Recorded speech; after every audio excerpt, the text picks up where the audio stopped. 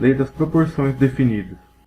Então as habilidades trabalhadas são: reconhecer que nas transformações químicas há proporções fixas entre as massas de reagentes e produtos, aplicar as leis de conservação das massas e das proporções fixas para prever massas de reagentes ou produtos. Então as transformações químicas são processos em que há a formação de uma substância a partir de uma outra substância, ou seja, uma substância se transforma em outra. Então, para que um processo seja considerado como uma transformação química, deve haver uma mudança na composição das substâncias. Então, as substâncias têm uma composição, sofrem um processo, adquirindo uma outra composição. Então, muda a composição, então é classificado como uma transformação química. Nessas transformações químicas, as substâncias que reagem são chamadas de reagentes. Já as substâncias que estão formadas são chamadas de produtos. Temos aqui alguns exemplos de transformações químicas, destacando a queima dos combustíveis. Um combustível, tal como o etanol, gasolina, vai reagir com o gás oxigênio do ar, tendo uma reação de queima. Formação da ferrugem, em que um pedaço de ferro ele é exposto à água e ao ar, sofre uma oxidação, formando assim um óxido de ferro, no caso a ferrugem. Apodrecimento de frutas. Uma fruta, após alguns dias, acaba sofrendo algumas reações, apodrecendo, então ocorrem reações químicas no interior da fruta, mudando as substâncias, fazendo com que ocorra o apodrecimento das frutas. Cozimento de alimentos, então os alimentos, quando são fritos ou são cozidos, ocorrem transformações químicas, mudando a composição. E temos um último exemplo, a fermentação do melaço. Então a cana-de-açúcar ela é moída, é obtido melaço. Esse melaço ele vai sofrer reações de fermentação, gerando o etanol.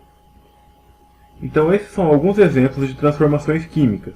Então em cada um desses casos, há uma mudança da composição. Então os reagentes têm uma composição, sofrem um processo, formam os produtos que têm composição diferente.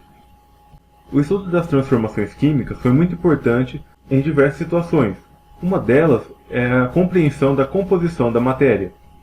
Através de resultados de transformações químicas, foi possível propor várias ideias. Então, de acordo com a análise das reações químicas, foram propostas algumas leis e algumas teorias. Dentre os estudos com transformações químicas, foram propostas duas leis. A primeira é chamada de Lei da Conservação da Massa, também conhecida como Lei de Lavoisier, e a outra lei chamada de Lei das Proporções Definidas, ou Lei de Prost. Então, nesse estudo da Lei das Proporções Definidas, foram realizados alguns estudos em relação à quantidade de reagentes e produtos, tentando determinar se havia alguma relação entre essas quantidades. Então foram feitos experimentos variando a massa dos reagentes ou a massa dos produtos. Ou seja, a mesma reação foi realizada várias vezes, só que variando as massas de reagentes e produtos, ou seja, variando as massas das substâncias que participavam da reação. Então nesses estudos, um cientista chamado Prost chegou à conclusão de que as substâncias reagem sempre na mesma proporção para formar outras substâncias. Então essa proposição foi denominada Lei das Proporções Definidas ou Lei de Prost, já que foi proposta por Prost. Essa lei diz que há uma proporção entre as massas de reagentes e produtos. Então existe uma proporção entre as quantidades de reagentes e as quantidades de produtos. Temos aqui uma reação genérica, onde há o reagente 1 reagindo com o reagente 2, formando o produto 1 mais produto 2. Então nessa reação, a quantidade de reagente 1 é 2 vezes maior do que a quantidade de reagente 2. E a quantidade desse reagente 1 é 3 vezes maior que a quantidade do produto 1. Então temos aqui a segunda reação, que é a mesma reação, então ocorre entre as mesmas substâncias, porém foi variada a quantidade. Então aqui temos um 2 aqui indicando que as massas foram dobradas. Então a massa de todas as substâncias aumentou agora. Então aqui, reagente 1 reagindo com o reagente 2, formando o produto 1 mais produto 2, porém em uma quantidade maior. Então mesmo com a quantidade maior, foi observado que a massa do reagente 1 é 2 vezes maior do que a massa do reagente 2. E também que a massa do reagente 1 é 3 vezes maior do que a massa do produto 1.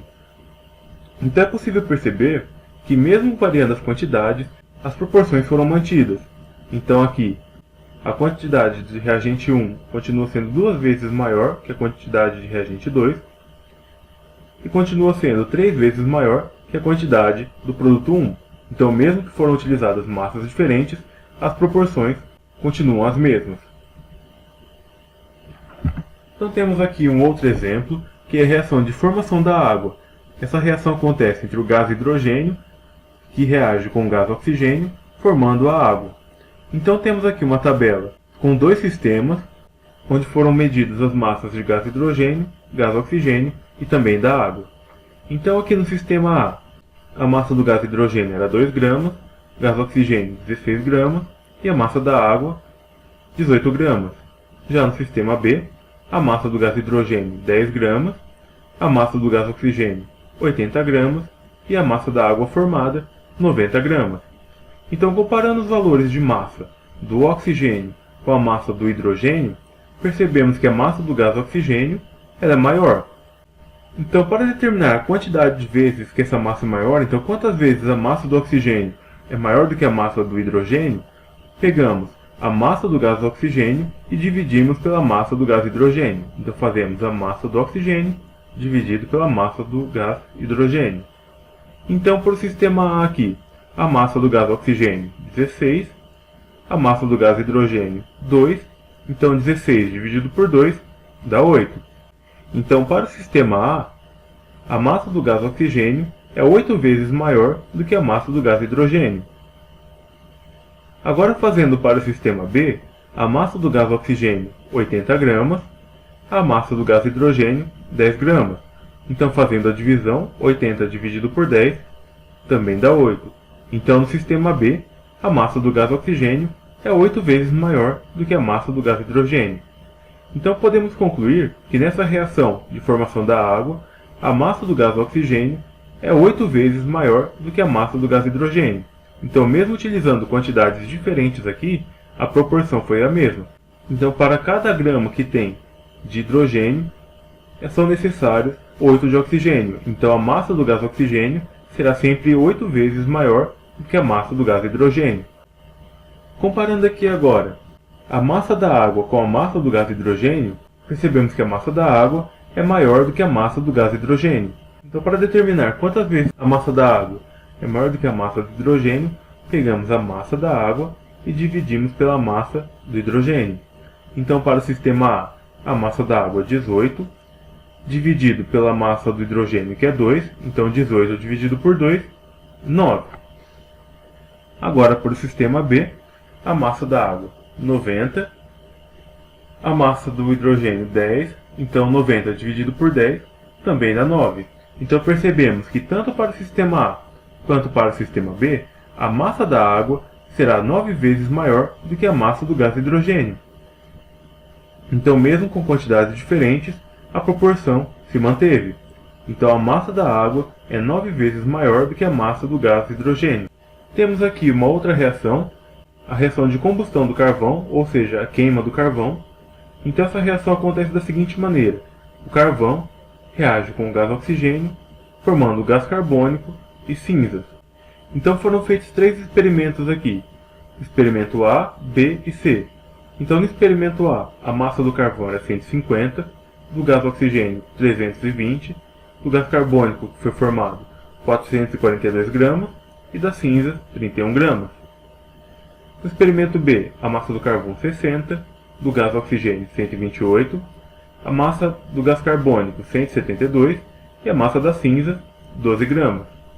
E por último, no experimento C, a massa do carvão 23 gramas, a massa do gás oxigênio 48, a massa do gás carbônico formado 66 gramas e a massa das cinzas 5 gramas.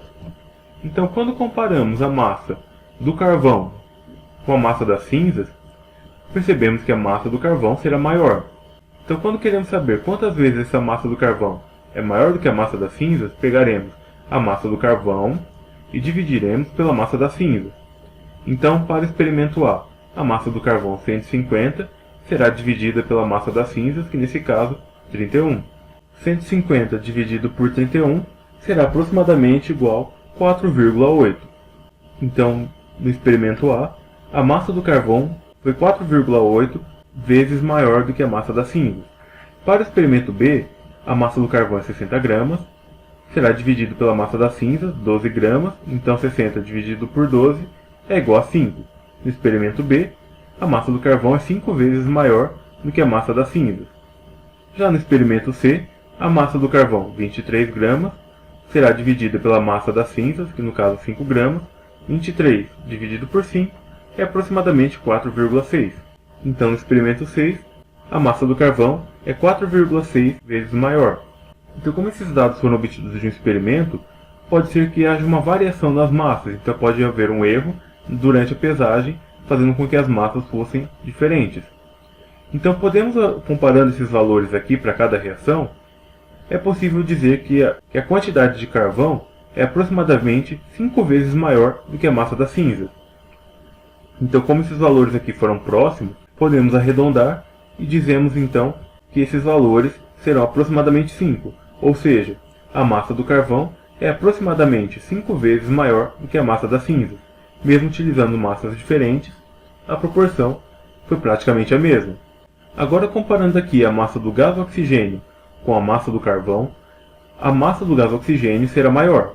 Então, para determinar quantas vezes será maior, pegamos a massa do gás oxigênio e dividiremos pela massa do carvão.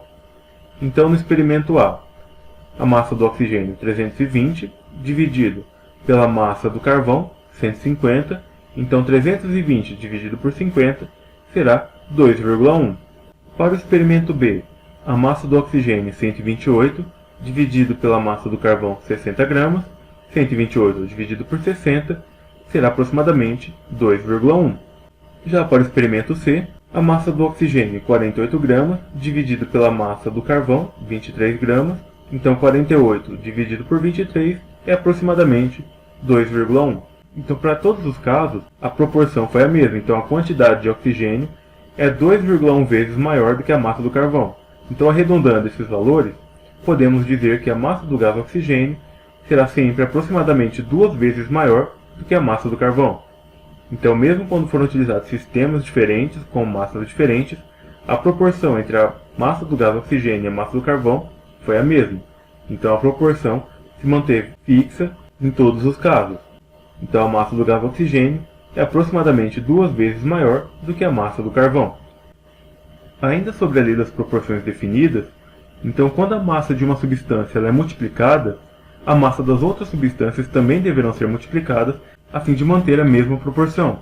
Então, para que a proporção se mantenha a mesma, quando a massa de uma substância é multiplicada por algum outro valor, ou seja, ela aumenta ou diminui, as outras substâncias terão sua massa aumentando ou diminuindo na mesma proporção, na mesma quantidade.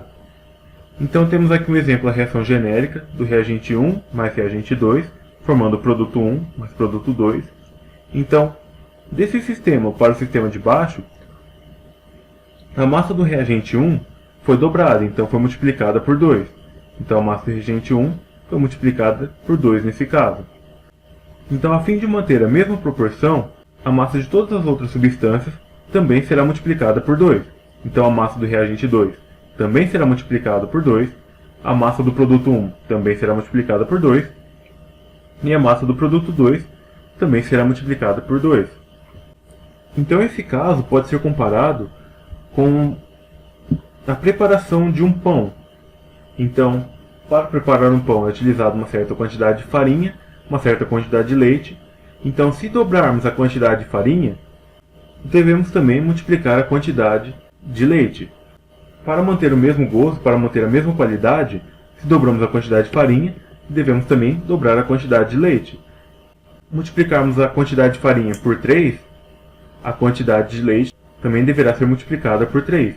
Então, na mesma quantidade que a massa de uma substância for variada, a massa das outras substâncias também deverão ser variadas na mesma quantidade.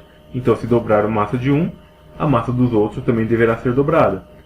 Se a massa for multiplicada por 3, a massa das outras substâncias também deverá ser multiplicada por 3.